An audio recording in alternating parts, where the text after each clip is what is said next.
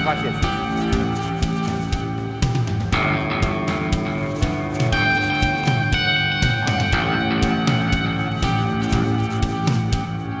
Invista neste canal.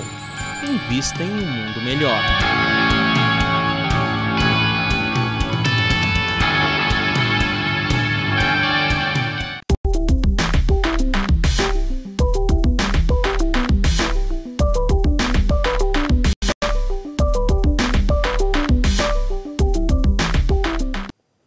Boa tarde, telespectadores da TV Mundo Maior.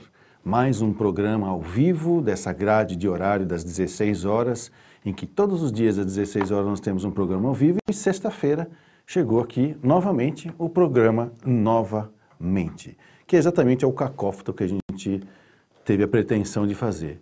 Novamente, com uma nova mente para renovar a mente, ou seja, é o processo da reencarnação, onde você está sempre pronto com coisas novas e material novo para poder renovar sentimentos, pensamentos, palavras e ações.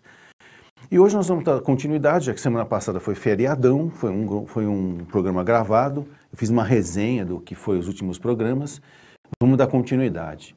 Até a última vez que nós nos falamos, estávamos estudando os primeiros 6 capítulos, que é a fundamentação da doutrina espírita. Então o que é fundamentação? Quem são esses caras, né, que se dizem os espíritos, o que eles querem, o que eles propõem, de onde eles vêm, para onde eles vão e para onde eles estão nos levando, certo? Isso é a fundamentação. O capítulo 6 falou de Cristo, né, que é o Cristo o Consolador, porque a impressão que deu, e a gente não pode levar por esse lado meio piegas da religião, vamos dizer assim, de que achar que nós estamos aqui para se danar, né, para doer, que se quanto mais dói, mais para o céu eu vou. Não. Cristo é consolador, né? Ele não é conformador, mas ele é consolador.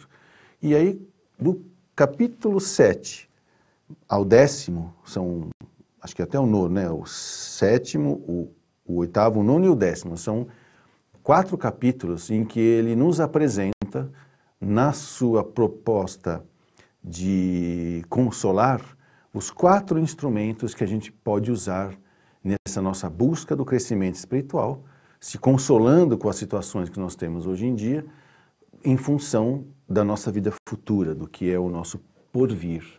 E hoje é o primeiro instrumento, são 4 instrumentos. E esse instrumento, que tem a ver com o capítulo 6, fala sobre bem-aventurados os pobres de espírito. Então, o que a gente vai começar a entender o que seria a questão do que é ser pobre de espírito, né?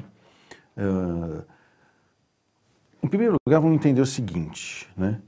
Quando você é apresentado para um instrumento novo, mesmo que você já trabalhe com instrumentos daquele tipo, aí chegou um modelo novo, né? Neste modelo novo, você tem botões novos, tem coisas diferentes e, inclusive, você é obrigado a saber uma teoria nova sobre aquele instrumento. Que nessa câmera que está me pegando a imagem aqui. De repente a câmera tinha foco automático, agora não, agora essa aqui para dar uma Full HD, você que tem que calcular a luminosidade, a abertura do diafragma, e você tem que fazer os cálculos, lembra daqueles cálculos da abertura do diafragma de acordo com a luminosidade? Aí você, puxa, mas isso eu não lembro, então você vai ter que buscar de novo conhecimentos para poder lidar com isso, fazer o cálculo, medir aqui e pronto, aí você faz a abertura e acabou. Entra a luz certinha, não fica nem estourado e nem escuro. Perfeito.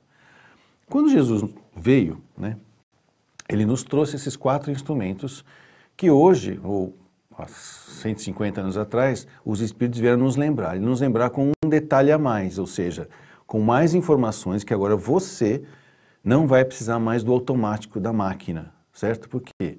Por que não é bom ter o automático da máquina? Porque a máquina tira a sua criatividade. Quando você pode mexer na máquina, você pode dar efeitos diferentes. Então, se eu quero mostrar mais o cenário, eu vou desfocalizar o personagem. Quando é automático, não dá. Você não consegue fazer isso. Você foca, ele volta. Você foca, ele volta. Não é assim? Por isso, então, que na terceira revelação vieram os mesmos instrumentos que antes era não matarás, não roubarás, não cobiçarás, que eram ordens divinas de um Deus mandão, Aí Jesus veio e foi um Deus conselheiro. Convém perdoar, convém compreender, né? Convém ver aquilo. Com o advento do Espiritismo, os 4 principais instrumentos que Jesus nos trouxe têm um aprofundamento nisso, que é você vai controlar a máquina agora. Você que tem que ler o manual de instruções, tem que lembrar das teorias e entender aquilo que eu já falei lá há 1000 anos atrás, agora com a máquina nova que você tem e com as instruções e as possibilidades novas que você tem hoje. Então, quando ele fala de instrumentos, esse primeiro instrumento tem a ver com a nossa capacidade de entender as coisas. E quando ele fala bem-aventurados os pobres de espírito, ele não está querendo dizer que bacana, né? O plano espiritual é para você, que é burro, né? Porque o mundo dos espertos é um inferno. Não, não é nada disso. Não interessa o seu nível de QI aqui, a capacidade que você tem de captar informações, comparar com as que você tem e elaborar uma resposta. Isso chama-se função cognitiva. Quando você faz isso bem rápido e com várias informações ao mesmo tempo, você é chamado de inteligente, ou QI alto. Quando você faz isso devagar ou com dificuldade, você tem um QI baixo. Aí vem os adjetivos impróprios chamados burrice, né? O pessoal chama você de burro, ok? Não. A bem-aventurança não é para quem é burro, certo? Na realidade, a bem-aventurança é para todo mundo que compreendeu a chamada de Jesus e, com muito conhecimento ou pouco conhecimento, estará desarmado. Por isso que é aqui, ó, é no chakra ou no centro de força frontal.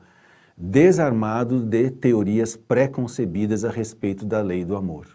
Seja você inteligente ou não, tenha você cultura ou não, você pode ser preconceituoso sim, ou ter conceitos arraigados, não sei a palavra preconceito, conceitos arraigados em relação ao que significaria certas coisas que Jesus está falando, principalmente em relação às leis do amor.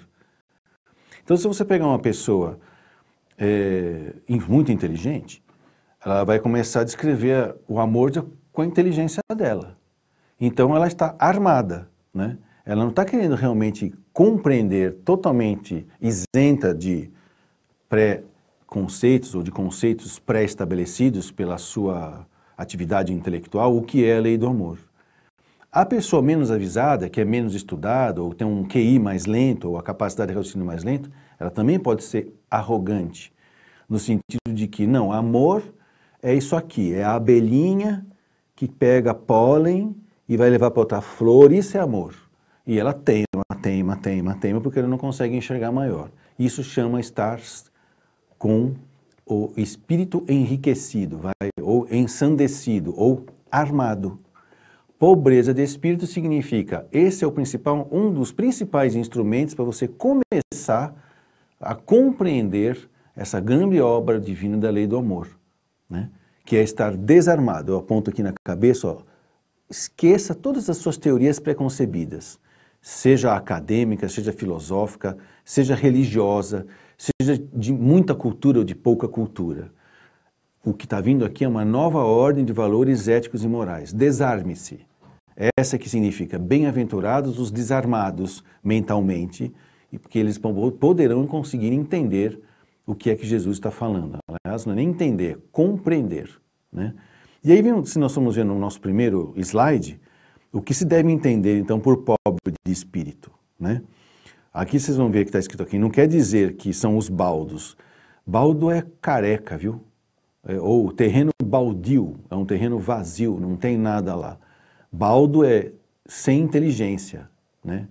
Ou seja, os baldos de inteligência, não é isso, não são os burros. Quer dizer, sim, os humildes. E humildade significa o quê? Não é oposto de orgulho, não, tá? Está escrito aí, opõe-se à humildade, o orgulho. Não, né? Existe uma maneira de não ser humilde que é ser orgulhoso. E existe uma outra maneira de não ser humilde que é ser humilhado, né? Que é ser submisso. Então existe o arrogante, que é um orgulhoso, que é agressivo, é um orgulho agressivo, e existe o humilde, o orgulhoso passivo, tá? Que é o coitadinho, tá? Que é o passivo. A humildade não é nenhuma dessas duas coisas, não é nem um submisso, passivo, bonzinho, e nem o agressivo ou arrogante que se impõe para os outros.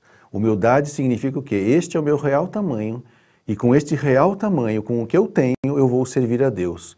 Pautando agora, sim, me desarmando totalmente de qualquer ideia pré-concebida sobre o que seja o amor, de teorias filosóficas, acadêmicas, bioquímicas, seja lá o que for, vou servir a Deus.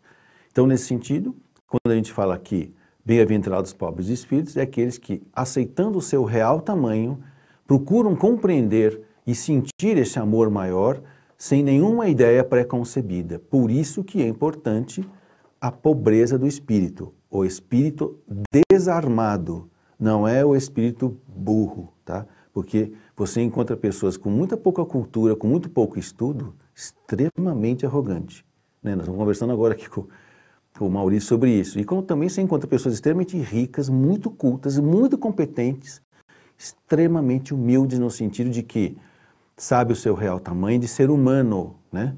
E não andar maltrapilho só para dizer que é pobre. Não, pobreza não é sinônimo de humildade e também riqueza não significa sinônimo de orgulho e arrogância, ok? Nesse sentido aqui, então, nós estamos entrando no primeiro instrumento, né? Que Deus nos pede. Ó, então, você quer evoluir? Né? Você quer crescer? Você vai enfrentar as suas aflições? Tá bom, então Jesus vem te consolar trazendo os instrumentos. Qual? O primeiro deles é isso, desarme-se mentalmente de qualquer tipo de ideia pré-concebida e com isso você vai conseguir entender todo o outro processo que nos leva ao crescimento, tanto do ponto de vista biológico, como psicológico, como social, como espiritual. Então, como princípio do programa, nós estamos falando sobre isso. E falando sobre isso, nós queremos lembrar de uma coisa um pouco chata de falar, mas essa é a realidade nossa que está acontecendo aqui. A FEAL também está sofrendo muito com toda essa crise do Brasil, né? De causa conhecida, porém de efeitos deletérios gerais, ok? E aí nós estamos pedindo, né, para que as pessoas nos ajudem a não parar, né? Porque corre o risco de a gente parar a programação em função de não termos fundos para isso, né? Nós já estamos naquela fase que a gente fala brincando, nós estamos vendendo o almoço para poder comprar o jantar, certo? Então, se você puder nos ajudar nesse sentido, de várias maneiras, tá? O que a gente sugere, e o que eu vou fazer também, porque eu acho que a minha contribuição, eu sou sócio, né, do Clube da Bíblia da Boa Nova, mas a minha contribuição é muito pequena, é aumentar por um tempo, tá?